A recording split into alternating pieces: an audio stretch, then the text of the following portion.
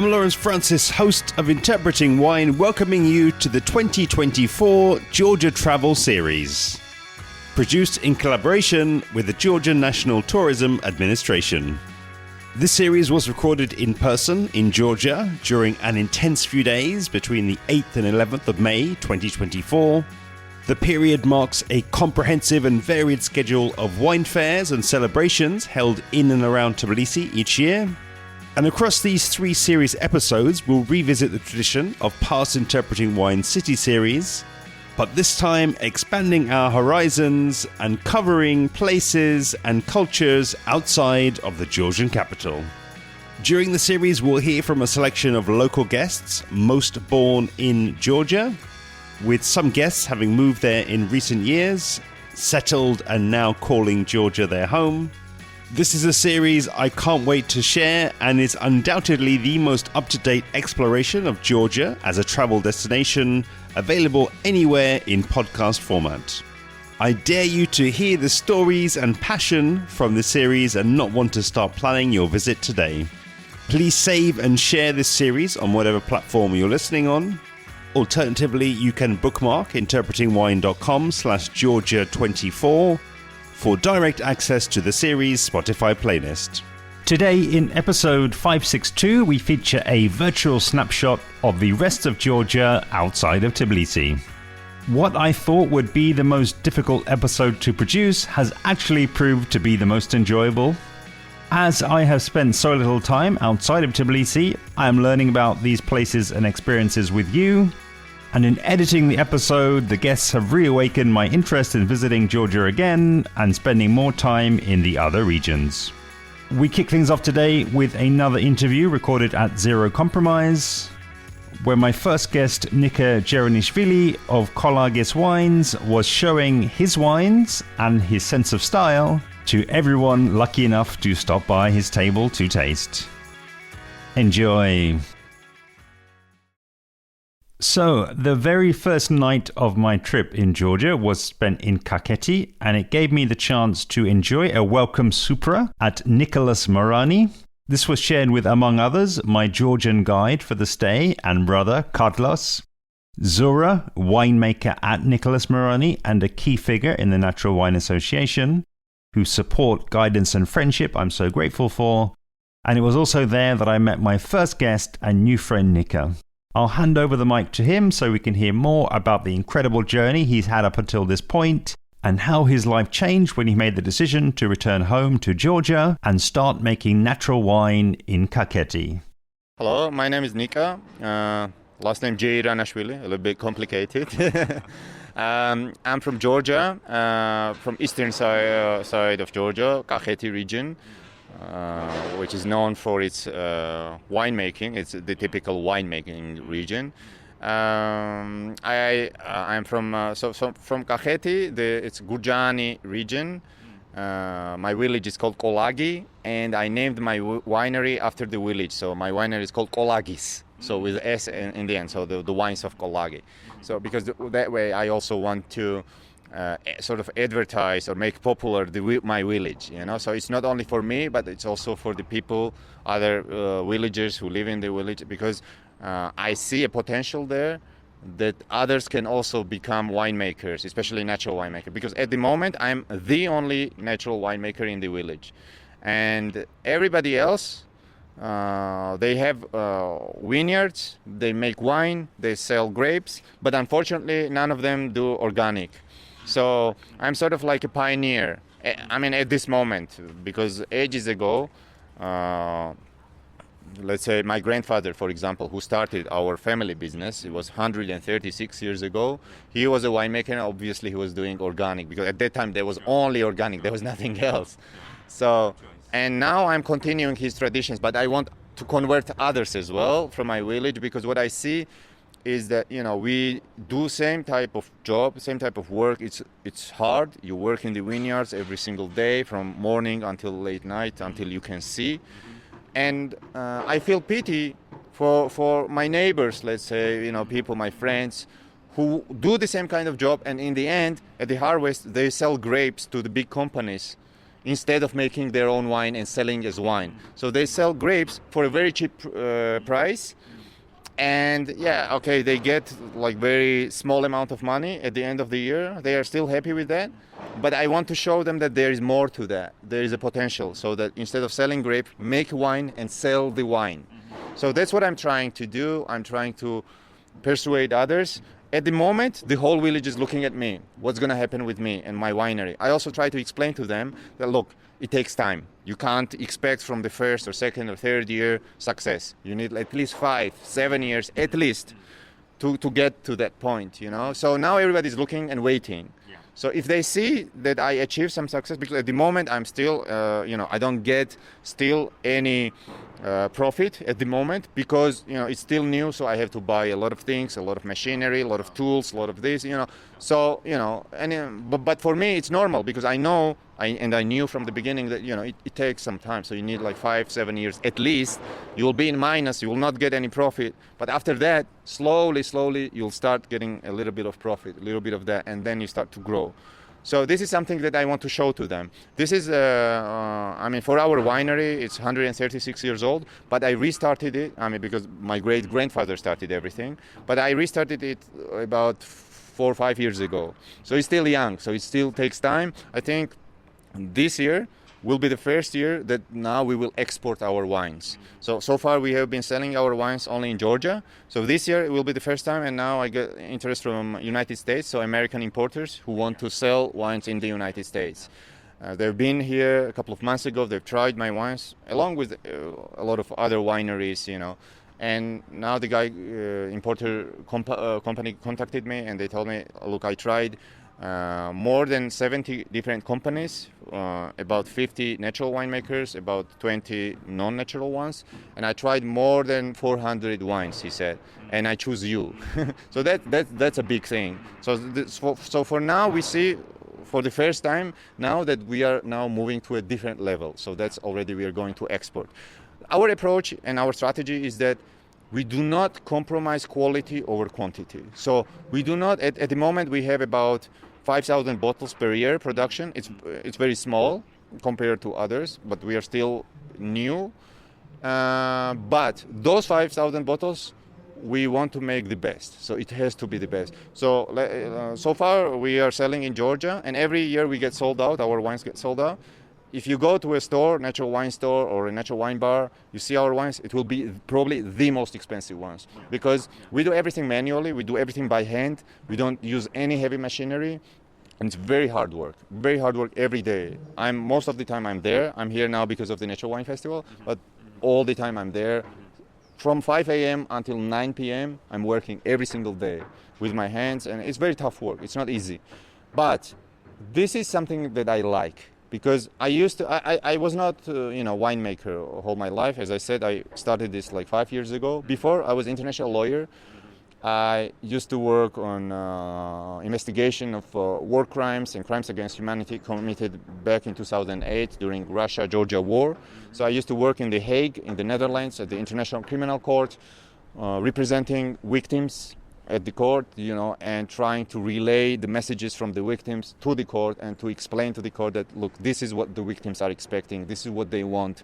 This is, for example, they want justice, they want truth, they want reconciliation, they want, something out of this process. Because ultimately, when you're a lawyer, especially working for the victims, you want something for them, not for the government, let's say for the Georgian government or the Russian government, because I was not, let's say, government guy, I did not represent a country. No, I represented victims. Because victims is different. It's not a political thing. It's not diplomatic thing. These are people who suffer the most. So that was my approach. So I've been doing this for almost 6 years.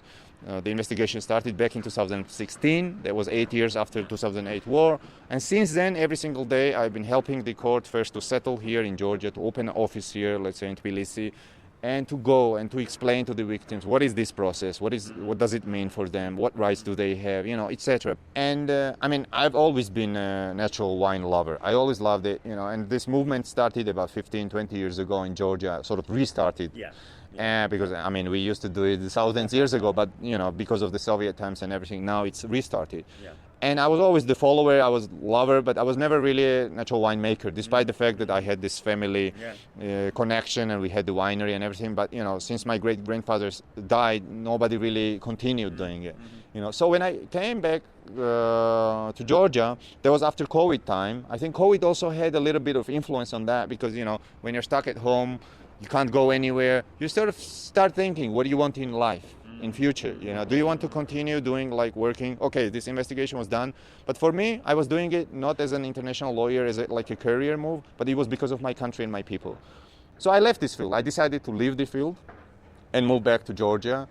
I had a lot of offers in the Netherlands as well, also here in Georgia, but I said, you know what, I do not want to continue in this field. For me, it was I need to take a break. Okay. I need to move into a different field. Take us back to that time then, when you knew you needed a change, when you knew that this was where you wanted to be, back to Georgia, and the natural winemaking now was going to be more than just, what you enjoyed from the outside. You wanted to get on the inside. What are the first steps that you take, and as well, refer to as much what was existing already there, from your family, and what help and what support did you need from those around you? So in the beginning, one good thing that I had was it was not zero. I had at least the basis, and the basis was from my great-grandfather. So I had marani, we call in Georgia, so it's a winery, wine cellar. So I had that. That was from 100 years ago, so 136 years ago. Queries, the amphoras from my great-grandfather, I had those, which were sealed. And nobody touched it, since my great-grandfather died, it was sealed. So I started to open all of them and start cleaning them. So what I studied was I started calling people, winemakers, top winemakers that I knew and I love, like Iago, for example, and Zura, and asking them, okay, I want to clean query. How do I do it? What do I use? I started asking because, obviously when you start from zero, you have no knowledge, no practice, nothing. You start from nothing, And they were very kind enough to help me because I think that was also because of my previous work. They also respected me a lot because they have seen me on TV and on all kinds of media, online media, radio as well, internet, and they knew what kind of work I was doing. So I remember the first time I met Zura, for example, and I told them that, look, I left everything behind and I really want to move. In the beginning, he did not believe it. He was like, there's no way. Are you serious? He thought it was hobby. But then when I told him, no, it's real, I want to do it, nothing else. I don't want to be in a non-governmental sector or I want to do this. That's it. That's what and he said that, wow, he was like, okay, now that I understand you're serious, he was like, I'm going to help you with all my knowledge and experience that I have. Why? Because I like you. I know the work that you did for our country and for our people. I respect you for that. And because you started now basically from zero and you need help, I'm going to tell you everything that I know. So I'm going to give you all my knowledge and experience. The same was for Iago. So I was lucky. Because because these guys, Zura, they're like the top winemakers in Georgia at the moment, and one of the top probably in the world. And you can't just, ask them every day what to do and how to do, because firstly, they are busy people. They don't have time. And they're not going to just help anybody, But because they respected for the work I did, they told me anytime, even if it's like 3 a.m. and we're sleeping, call us and ask us. So that was big push from their side. And I loved it.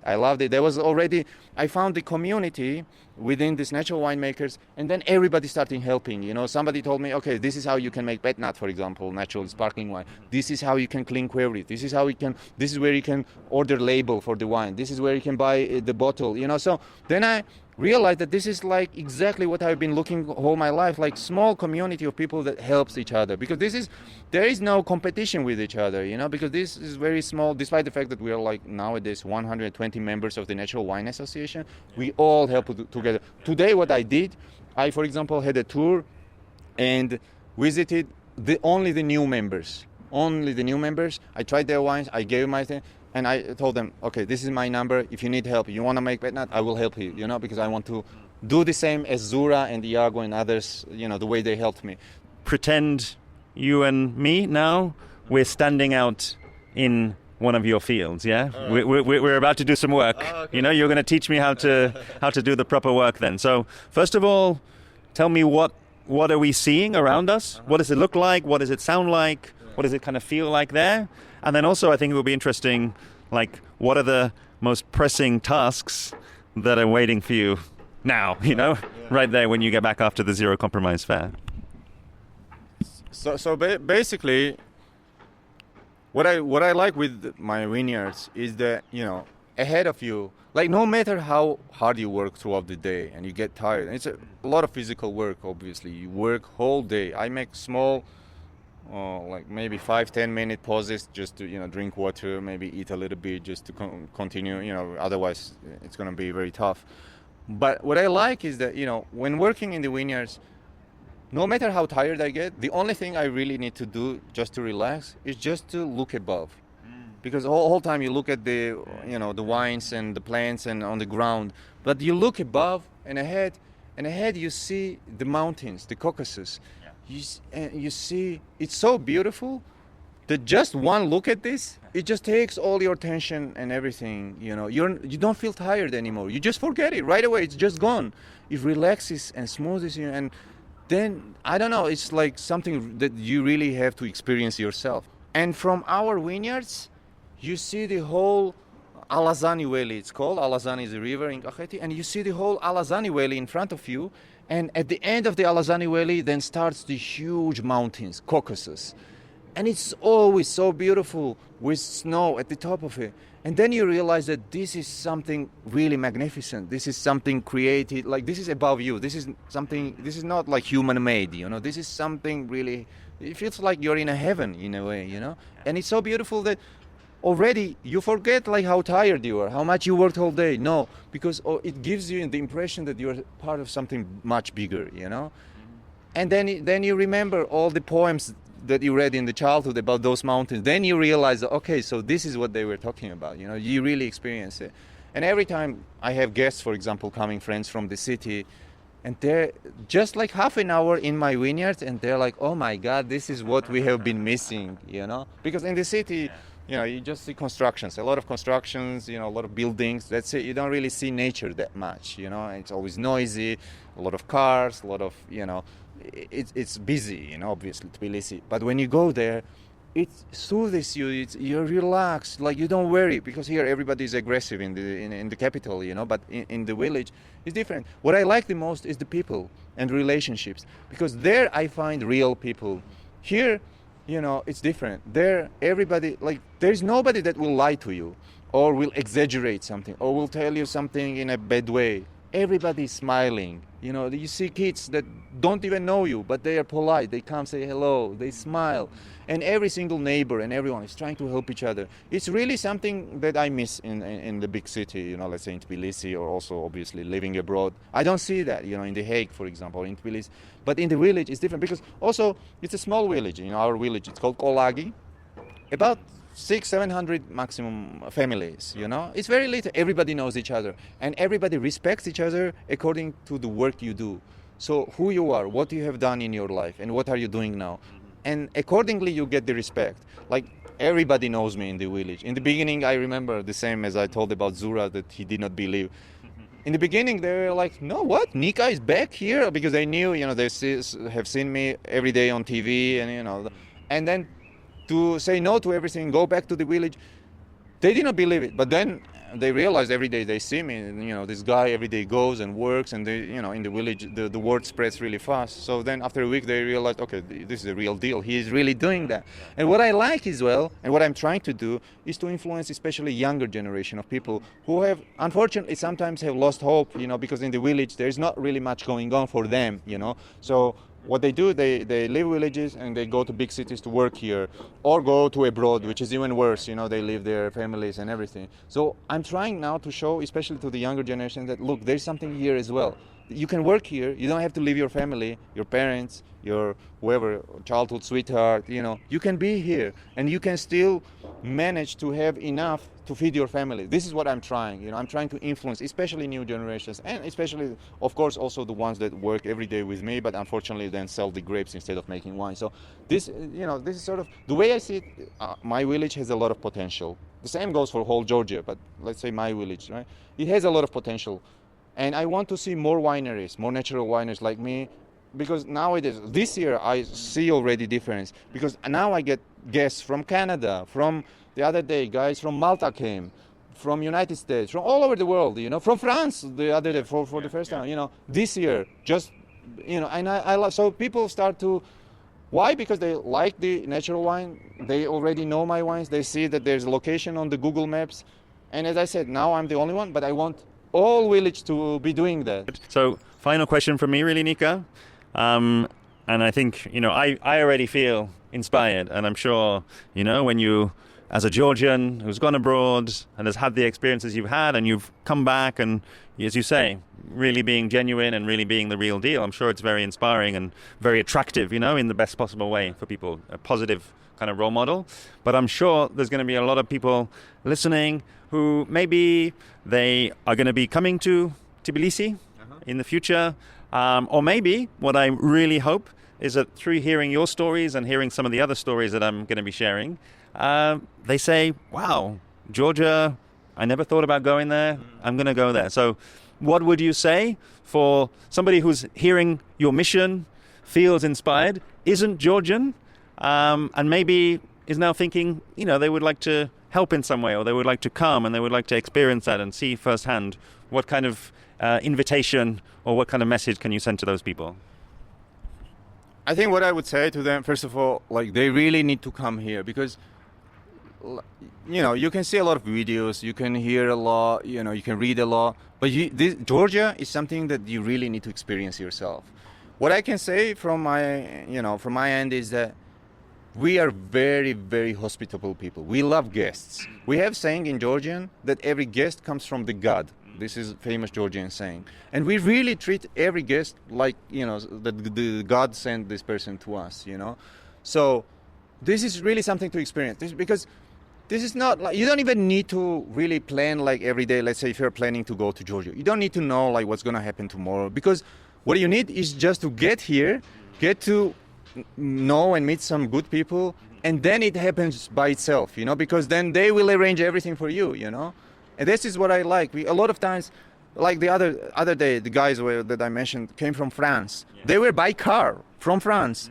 And they said, you are the first one. I was like, how did you find me? And they're like, we read somewhere on the blog and somebody was telling that if you go to Georgia, you should visit Nika. So they were there. And they were lucky because they didn't call. Normally, you need to call. And I was just luckily at home at that time. I was like, yeah, of course, coming, because this is Georgia. This is you don't need to plan everything. And, it's a free country, and people are very free-spirited. They love life. People really love life here.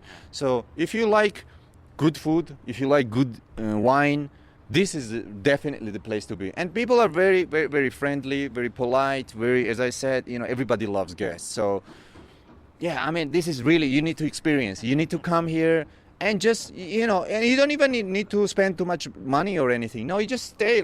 If somebody needs to come, let's say, visit me in my winery, they can stay for free. They will, drink my wine, eat my food, because this is the people that we are, because we like it. We like to share. And what makes me the happiest, for example, is when people drink my wine and enjoy it, because that's why I make it.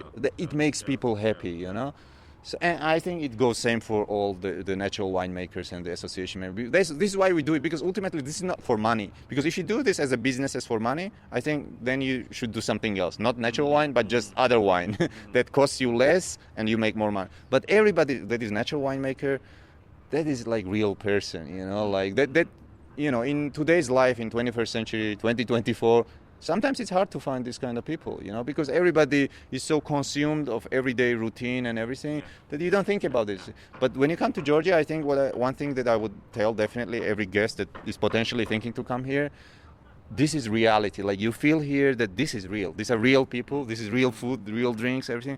And the relationships and connection, everything is real, And this is what I love the most. That's why I'm here. That's why I moved from Europe, from United States, because I find the reality that I find it here. I think that is most precious for me, especially in nowadays world when everything is so technologically advanced and we are all on our screens all day and everything. You need this feeling of reality sometimes. And what I can promise, if you guys come here, you will get it here, this feeling, and you will never forget it, for sure. For me, this is the beauty of these types of interviews. As I listened back to Nika's words, I felt again the same inspiration as when we were sitting together in Tbilisi. And for me, his interview captures the essence of how wine can be a force for good. I totally love how he's showing others within the village what can be achieved when you commit and make wine in the way that their ancestors always have. And I can only echo his words, Georgia is a real place, and on the ground you feel connected in a way that has to be felt to be believed. Next, we switch virtual locations in another interview recorded at Zero Compromise. My guest Keto Ninidze could have filled an episode by herself. An acclaimed author, university lecturer, winemaker and restaurateur based in the western Georgian region of Samegrelo. In a common thread with the last interview, we get to explore Keto's move to Samegrelo from her native Tbilisi. And warning, this section not only focuses on wine, but also covers some of the traditional Megrelian local dishes that the restaurant serves. So prepare to start salivating when you hear about how these dishes are prepared and how they taste. My name is Keto Ninidze. I am from Western Georgia, from Samegrelo region, where I have my small winery, Oda Family Marani. I have my basic education is the specialist of literature and language and literature, focused on 19th century Georgian literature. And I also have a small restaurant, as I have wine tourism at my place in small town Martvili, which is really beautiful and well known with its natural monuments. We are two persons making wines in our family. My husband has a little bit bigger project than me. His winery is located in the village nearby. The name is Targameuli, and the name of his winery is Martvilis Marani. He's also the director of Martvili Kenyan, and he works in the protected area system. And I am writing from Martvili. I'm a freelancer, writer, and journalist. I have written 2 books about wine: A Gently Fermenting Revolution, A Woman in Georgian Wine Business, and the other one, Apocryphal Toasts. Absolutely love hearing about all the different areas that you work in, and it's one of those great areas where there's so much to choose from, really. But I feel as though what would be the most interesting for me and the most interesting for the listener is to start with where you're from, because I sense that from everything that you've done there, it's really important to you, and I sense that you're really proud of that, and that you would like more people to know about your region as well, to know about Martvili, to know about Samegrelo. So I think, take me there, take the listener there, and give us a virtual, maybe first the visual introduction to what might we see if we were to travel there. Okay.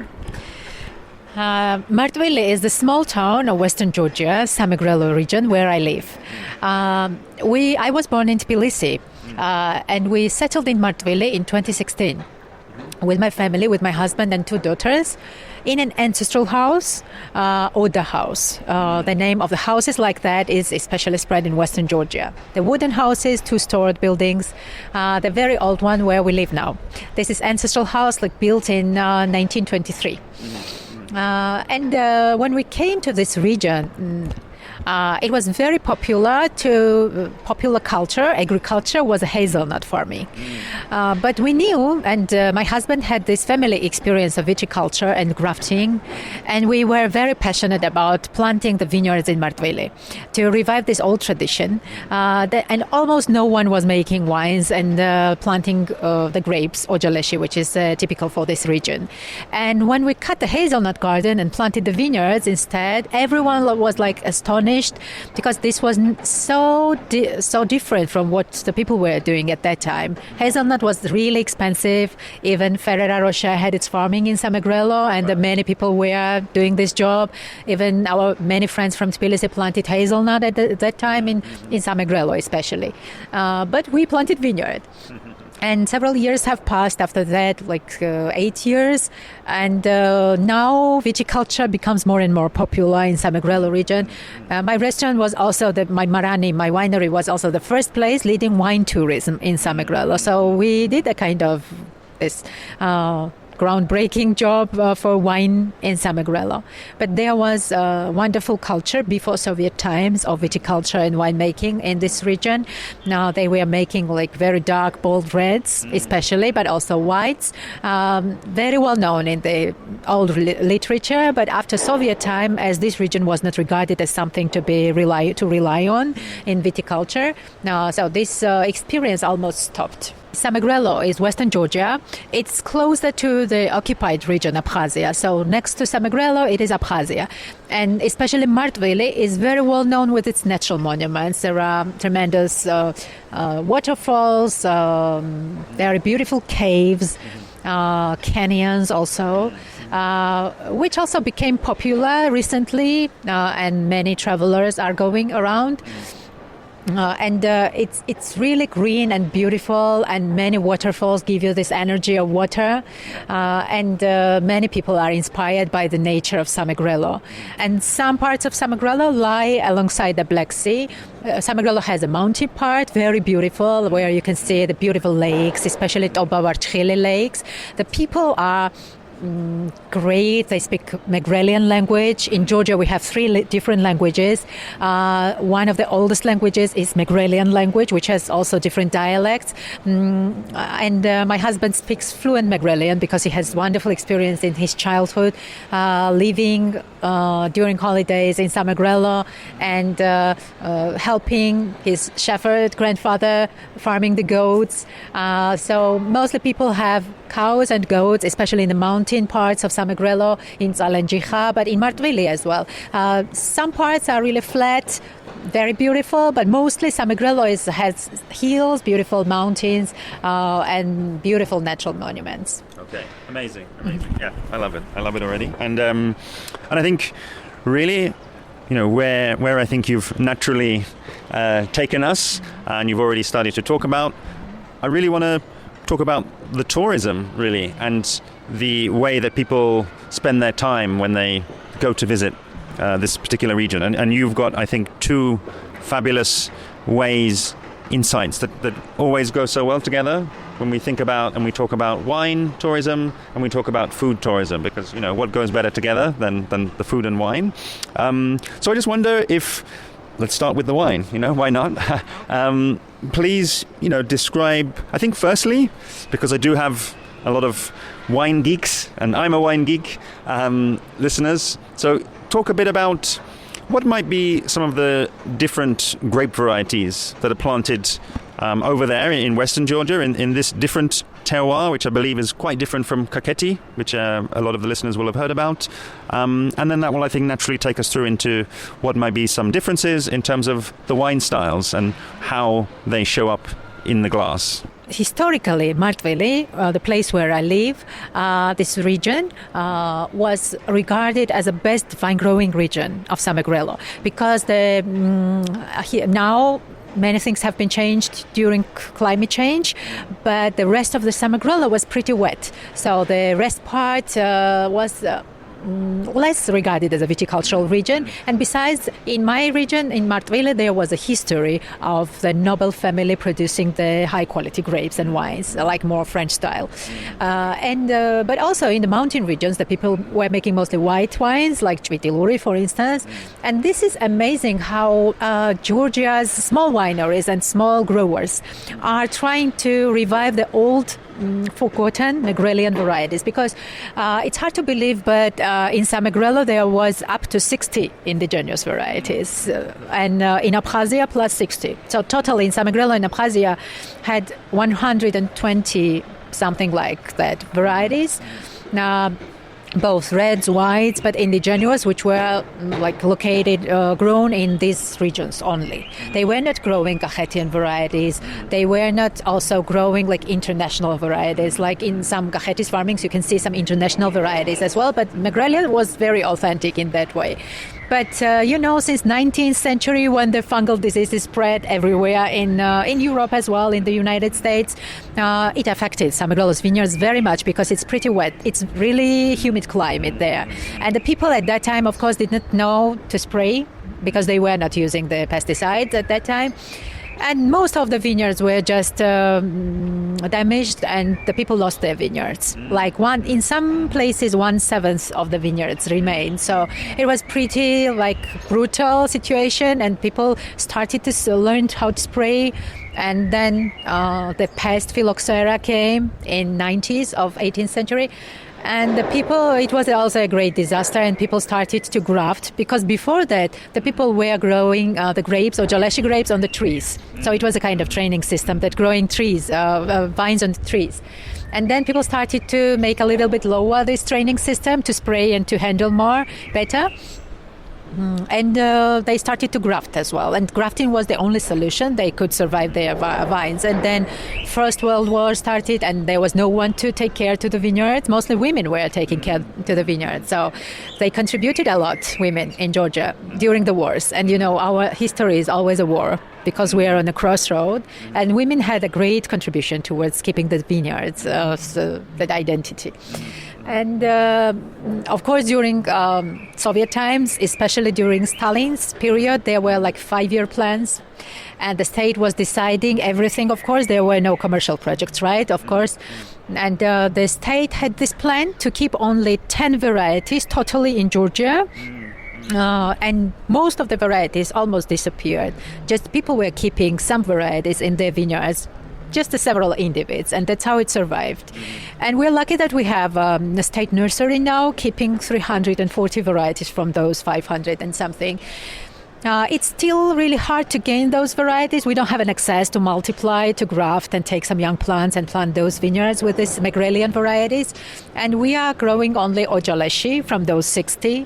But we are happy to still have the chance of growing Ojaleshi. And during Soviet time, it was only Ojaleshi which was remained in these 10 varieties, among these 10 varieties. So that's why Ojaleshi has a little bit survived more. But we are still working on planting those indigenous forgotten varieties of Samegrelo. The grapes that we have planted is Ojaleshi, Jvitiluri, Dudrushi, Koloshi, and 2 Abkhazian varieties, Lakoyash and Ashugash. These are these lost Megrelian and Abkhazian grape varieties. Those varieties are not available. You can't drink the wines from those varieties. Some small wineries, we have these varieties, but we don't sell it because we just have to experiment those varieties, and we have to figure out what they look like, as we don't have luxury to buy it on the market. I'm really fascinated whenever somebody has a winery and they have a restaurant as well, because again, that gives a space that I think gives an invitation, really, for people to come there, to ask questions, to taste the wines, to taste the foods, and really immerse themselves into the local culture. So what I'd love for you to do is describe the restaurant, and maybe a little bit the concept when you started, how that's maybe changed since 2018, and then a little insight into the menu itself and how you're choosing to pair and to bring and demonstrate how the food and the wine can work together. We started our restaurant in 2018, and as you told, now that's wine and food is something that's matched so well with each other and with the hospitality, because Georgian wines are really food friendly. Also, Megrelian wines are like that.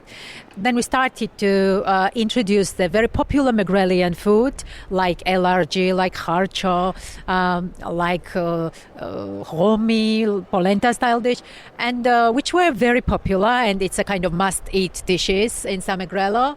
And of course, we were preparing it with in a kind of slow way of slow food, and also based on seasonal menu. And of course, in an authentic way, like the people were really preparing in Samegrelo. But also, we were really passionate about researching the old cuisine. Like in cases of viticulture, we started to experiment the old forgotten Megrelian dishes. And there are a lot. Even some Megrelian people don't have an idea about what is like chemkva. Chemkva is a very similar dish to LRG, which is very popular in Samegrelo. It's like a hit of Samegrelo. But nobody knows this chemkva because it is more Abkhazian style. This has more cheese content because Abkhazians had a lot of cheese. They were nomads and they had goats. So that's why they had a lot of cheese in Chemkwa.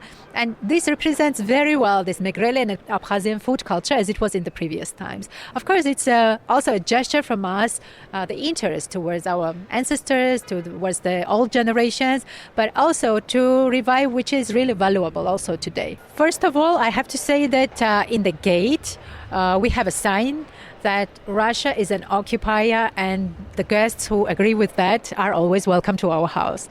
That's because that a lot of people from Russia travel in Georgia and they even don't have an idea about the occupation. And there was an attitude towards this issue problem that Georgians were not speaking about this problem because they knew that they probably would lose the tourists and they would lose the money.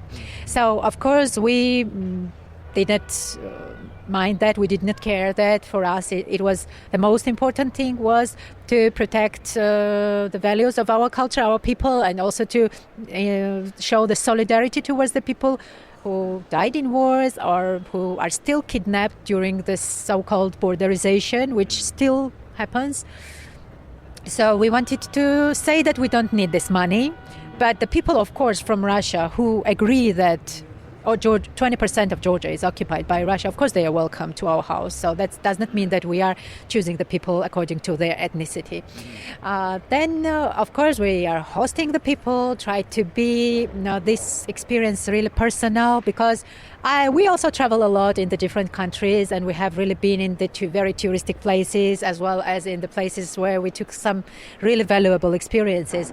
And we want the guests who are coming to us also to really take the spirit of Samegrelo, and we really see ourselves as the ambassadors, because you're an ambassador of your country when you lead the tourism services. So I really feel myself very responsible towards it.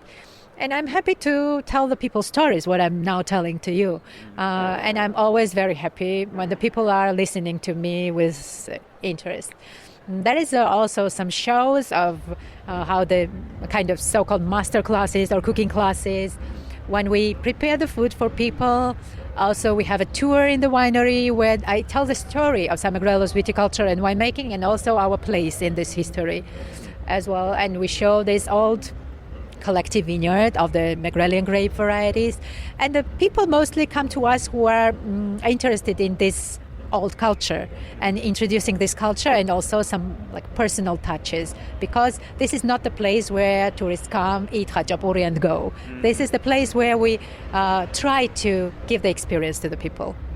When we came in Martveli, we started permaculture, and we have a wonderful vegetable garden where we're growing very fresh, local seasonal food. Tomatoes, corianders, garlic, basil, blue basil. We have mustards, cucumbers, which are very fresh, that you can't find in the markets.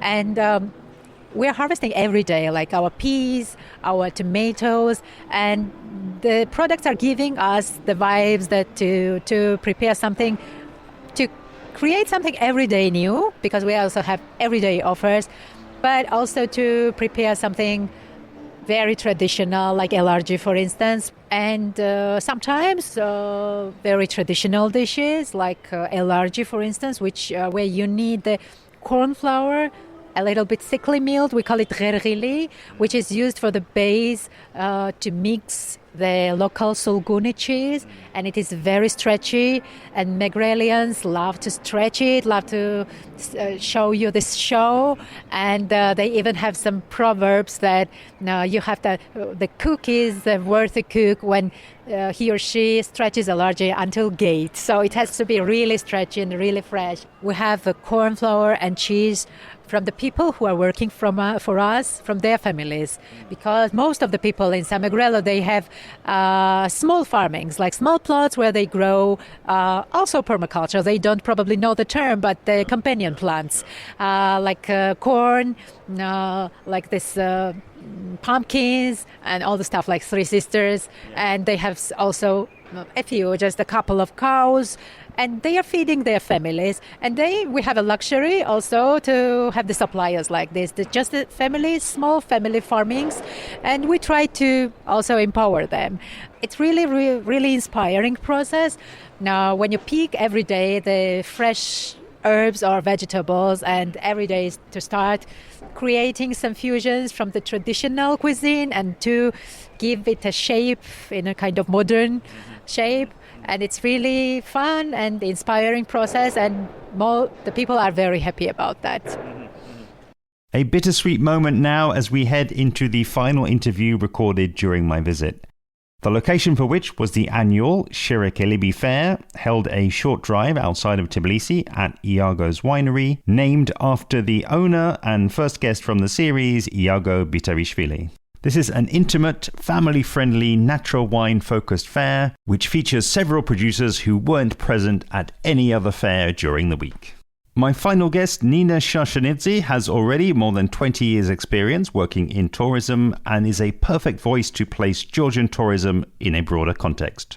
Herself now offering wine, gastronomy and agri-tourism in Georgia, she also talks about the other types of tourism that are seeing continued growth and shares some solid tips and resources on how you can start planning your visit. Hi, I'm Nina Charchanidze. I'm working in tourism in Georgia, doing incoming tourism already 20 years. I worked as for governmental sector, also for private sector as well. I'm going to ask you an impossible question. To begin, start nice and easy.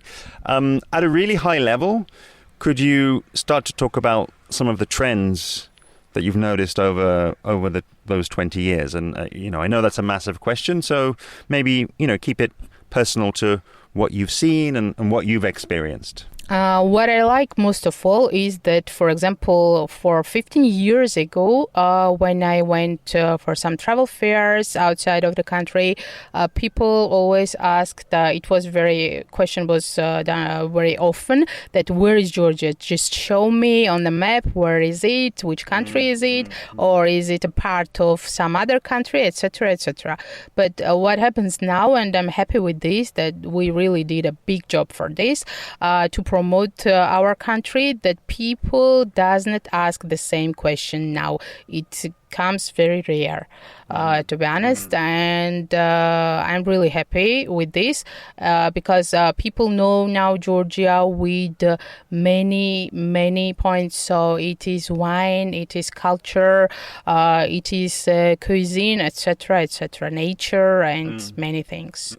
I think they always say the first step is awareness. Is to know that there's a place called Georgia, not only in the US, but over here in the Caucasus as well, and that it's got such as you say, a diverse range of tourism options. Some of which you've just mentioned there.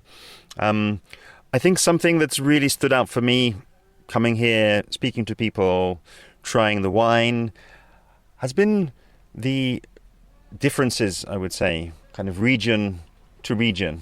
You can come to Tbilisi, and this is an amazing city, and it's got, I think, all of the offers and all of the activities really that you would want to find in a modern, vibrant, growing city. But then I think what's really interesting then, on top of that, is that each one of those regions, they really seem to have kept their own identity. And the people that I've spoken with from each one of those different regions, they've been so proud about their region and kind of what it can offer. So to follow up my first very difficult question, what I would say is, say you had a relatively short time to almost at a high level paint a picture of some of those regional differences. How would you even start to describe, how is Emirati different from Kakheti, which is different from Kartli? and of course all the other regions that I've missed out. Okay. So first of all, they all are very different. You are right. They have their own identity. And when you go, for example, for us, for Georgians, when we go there, first you hear how they speak. When you hear their speech, and some of them have their own language as well, dialect. So, and when you hear this, you understand from which region this person is. Also, plus, when you taste cuisine of all of these regions, and they are all different, and they all are very, very interesting. The same I can say about the wine in that regions where we have wines. It's also a bit different. When you taste, you understand. So. And there are many things. So because it's quite diverse, because we have mountains, we have sea, we have wine regions. So all of them are diverse. If you want to see whole Georgia, it needs quite a long time. I think it's not enough to come only for 2 weeks, for example. You can see the whole country, because country is small, but there are a lot of things to see. Again, I know it's difficult to generalize, but if somebody is coming and traveling around, would they tend to take a guide that's maybe specializing in a different region? Or do you have people who I guess their kind of life's work, which is to be knowledgeable and, to be a good guide about all of the regions, and they can kind of adapt to whatever the guests want to see and experience? Yeah. Usually we have guides who are experienced in whole country, so they can tell you about whole country, whole history, culture, art, etc. So it is, of course, it's better to travel together with guide, and because they are giving you much more information that you can't find yourself. So they are really with whom we work, they are very experienced, and it's so you don't need to get in every region different guides. No, you just take one, and it will follow you during whole trip. Okay, yeah, and I would say as well from my experience, I've been here with a fantastic guide, Carlos. Shout out to Carlos, and I think as well, just in terms of the first meeting, I've got to say, for me, as a native English speaker, it's a very different language. So for me, I think just purely Georgian communication is very difficult. So I found that invaluable, having the guide, having Carlos here and helping me. And I think that, again, my impression is that this would be a great help. As you say, there's so much to discover. Having somebody that will, I think, be very genuine and knows everyone and will just really try to make you have the most authentic experience. I found it a huge help. I genuinely have. That being said, I do also want to help to share resources that maybe people who are maybe a little bit more independently minded, or who they're not coming to Georgia yet. They want to start going and doing some research. They want to start reading. They want to start looking at some videos. Hopefully they've already listened to this podcast and started to learn there. I just wonder, are there any particular sources? And I would say primarily in English, because I guess that will reach the majority of my listeners, where you think, okay, this is a good place to start researching Georgia. And then maybe, when you plan and when you start to look to come here, you maybe already have got some ideas about what are some of the key things, the key experiences that you want to have when you're here. So first of all, mostly of them, start with Tbilisi, of course. And so they have information in different ways. Some of them visit some websites. Some of them visit also website for Georgia National Tourism Administration. There is also information a lot, etc., etc. Some of them hear about the country from other people, and this is the best way of promoting, I think, because it always works very well. And it depends what people want to have, because the country can offer really, really very much. So starting from sea holidays, ending with mountains, trekking, etc. Absolutely everything. So almost all directions of tourism.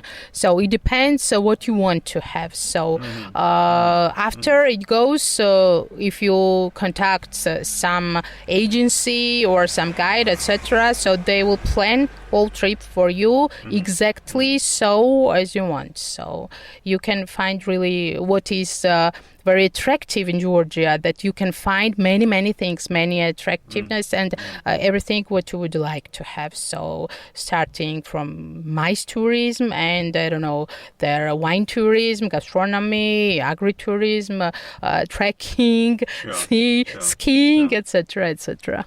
Okay, and again, I know I'm putting you on the spot a little bit, but do you have, or is there a source of information available about what people are mostly looking for? Out of all of those different types of tourism, is there information about maybe which one is growing, or indeed which one Georgia, collectively or through the National Tourism Agency, the one which they want to grow?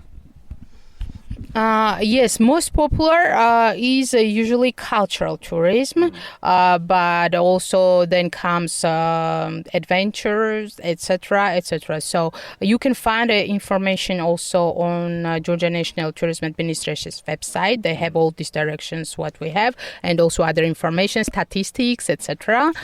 You can find everything there, and we have many tourists who ask for cultural tours. They come with big groups or they come also individually, so it depends. Some of them travels themselves, so without any services, but I think that it's always better to have some at least local person. If you don't want to order to agency, just have someone who can help you and who can guide you right, because it depends on your interest, what do you want to have, and it's always good to have someone who is more experienced in all this, and local people, but who knows more about tourism, a bit more, not just who lives here, but who knows a bit more. I've been here for just less than 1 week now. In the best possible way, it feels like a lot longer, because I feel like I've met so many people and traveled to so many places and tried so many wines, which I think in England this would take me a year to meet all of these people and try all of these wines. I've done that in 1 week. And I guess maybe slightly then looking at my experience, I wonder, is this something that is now front of mind for the tourism administration here, which is that this week now, I think in Georgia, in and around Tbilisi, with so many wine fairs back to back, let's say, it's possible to come here really not knowing too much about Georgian wine and really leaving as an expert, let's say, or an ambassador at least, and really take that message out there into the world. So just, your reflections on the value of this week of wine activity and potentially wine tourism. Well, what I can say about wine tourism, it is growing and growing every year. So, and this, so to say, wine week, which we have now, I think that it's the best season, best period when you can come if you are interested in wine, because there are biggest festivals during this week, starting with Zero Compromise Natural Wine Fair, which is 2 days, and after the other ones, which you also visited, because you can find almost all winemakers gathered in one place. So if you just stay here for a week or for couple of days. So you can find most of our best winemakers of the country, and you can communicate with them, and you can also buy wine directly from them. And it's really, I think, amazing opportunity for people who are interested in wine tourism, wine professionals, etc. I think in closing, I want to bring the listener into the conversation. I have listeners in America, in the UK, Scandinavia, Europe, really all over the world. So, what can listeners do to kind of get more involved in Georgia and to help Georgian tourism or to participate in Georgian tourism? I would love to hear that we have more promotion, that people will help us to talk about Georgia more, that more people know about this country. Because when people, for example, come here for the first time, in my experience during many years, that most of them just fall in love with the country, and there are also many who just stayed here. You saw also some foreigners, winemakers as well, who just moved in Georgia, and they are doing their businesses here now. So we have many persons like this, and it's just, you have to try just once, and after, this is what I can offer, and after, just you will understand that you want to come again and again. And what is very important, I think, it's the hospitality, because for Georgian people, really the guest is very valuable and very important, and we are always happy to make you happy as a guest. So you are always welcome. Thank you once again to today's guests, Nika Jeiranashvil, Keto Ninidze, and Nina Charchanidze.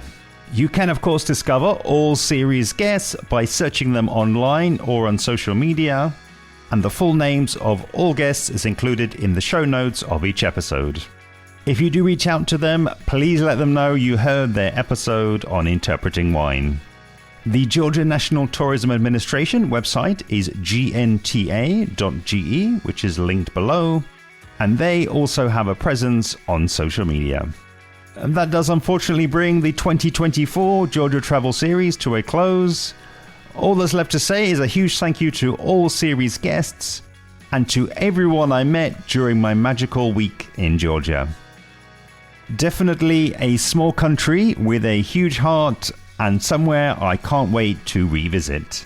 Most importantly, I hope the guests have inspired you to consider visiting this incredible country. And with direct flights restarting from London to Tbilisi in April 2025 from both British Airways and EasyJet, I hope you'll have one less reason to go. If you're not already, make sure you're subscribed to Interpreting Wine Podcast to be alerted when the next series goes live. See you soon.